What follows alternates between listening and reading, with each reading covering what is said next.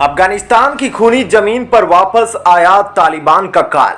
अफगानिस्तान में आते ही मच गया कोहराम। पंजशीर में फिर से झूम उठी खुशी। लौट आया पंजशीर का पुराना शासक। रातों रात तालिबान का सुपड़ा साफ। दोस्तों, पिछले साल अगस्त के महीने में आतंकी पाकिस्तान और चीनी ड्रैगन की मदद से आतंकी तालिबान ने अफगानिस्तान की खूनी सरजमी पर एंट्री तो कर ली थी और अफगानिस्तान की राजधानी काबुल पर तो कब्जा कर लिया था, लेकिन अंत तक भी अफगानिस्तान में पंजशीर क्षेत्र में वह लड़ते रहा और सितंबर के महीने के अंत में जाकर वह पंजशीर क्षेत्र पर कब्जा कर पाया। दोस्तों, जिस पंजशीर के शेर ने पिछले साल तालिबान के आतंकियों को पंजशीर में लाशें बिछा दी थी, अब वह अपने वतन को आतंकवादियों से मुक्त करने एक बार फिर पंजशीर का शेर वापस आया है।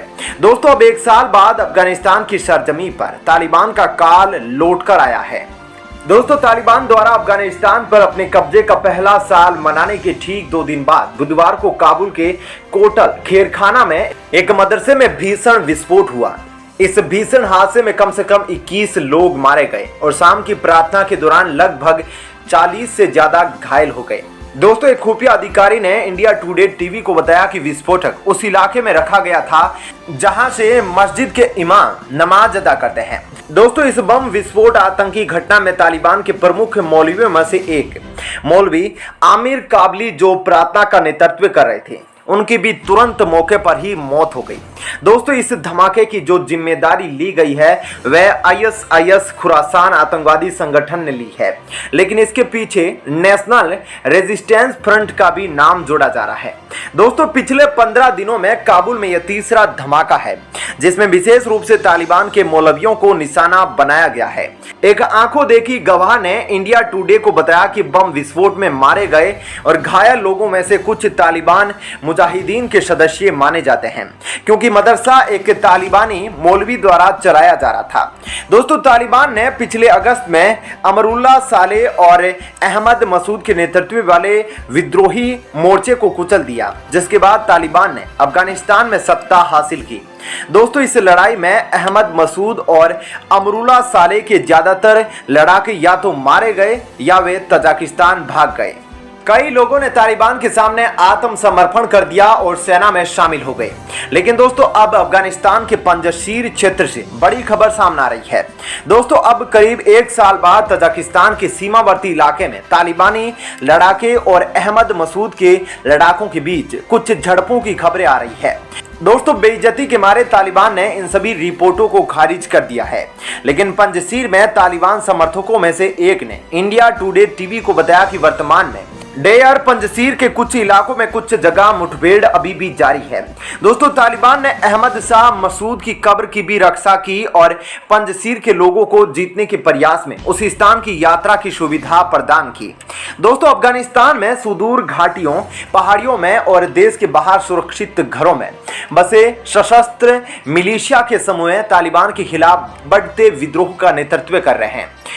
पिछली सरकार यानी कि अब्दुल गनी की सरकार के प्रति वफादार ये लड़ाके तालिबान से पहले ही दुश्मन के रूप में अपने निजी क्षेत्रों को लेकर उनसे लड़ाई कर रहे हैं। दोस्तों, अब तालिबान द्वारा पंजशीर घाटी में आखिरी विद्रोह को खत्म करने का दावा करने के 11 महीनों के बाद और काबुल सरकार के इस्लामवादियों के हाथों गिरने के बाद 1 साल बाद अहमद मसूद और सालेह मोहम्मद के बीच लड़ाके फिर से इकट्ठा हो रहे हैं।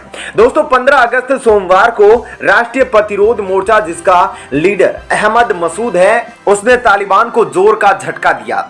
दोस्तों, जब तालिबान अपनी पहला साल मना रहा था, उसी वक्त अफगानिस्तान के उत्तरी इलाकों में तालिबान चौकियों पर अचानक गोलियों से हमला हुआ और तालिबानी लड़ाकों की लाशें बिछा दी और इसके साथ अहमद मसूद ने अफगानिस्तान की राजधानी काबुल से अफगानिस्तान को उखाड़ फेंकने की योजना शुरू कर दी।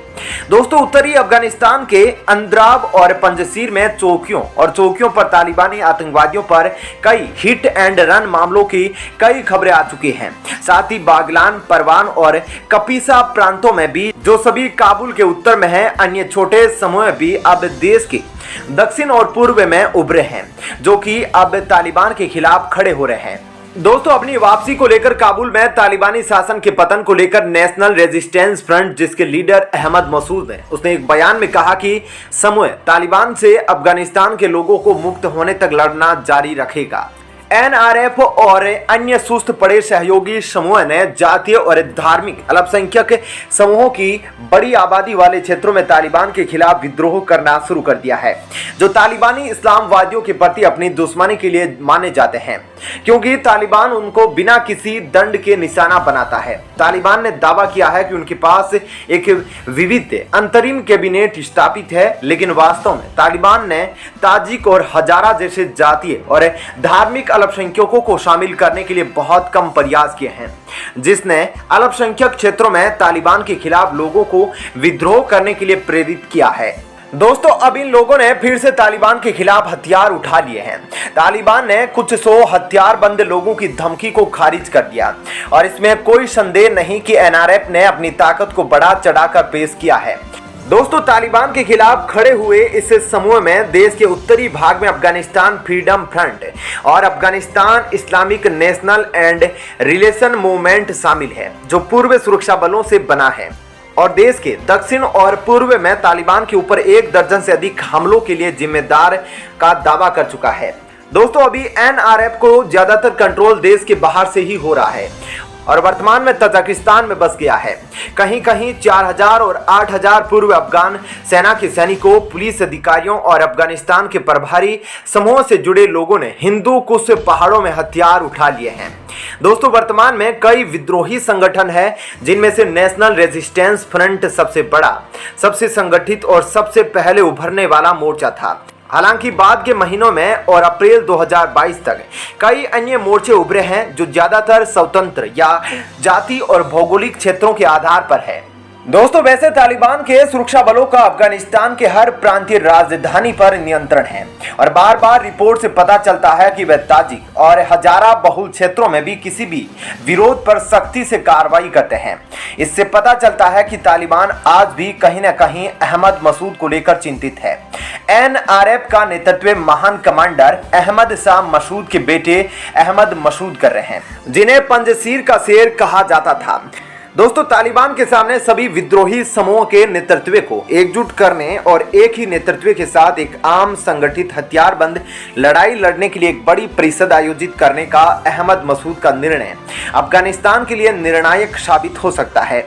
लेकिन दोस्तों, अब इस साल मई के दौरान अंदराब और पंजशीर प्रांतों में तालिबान विरोधी हमले तेज हो गए, तो अब तालिबान ने क्षेत्रों पर नियंत्रण हासिल करने के लिए हजारों सैनिकों को भेजा है।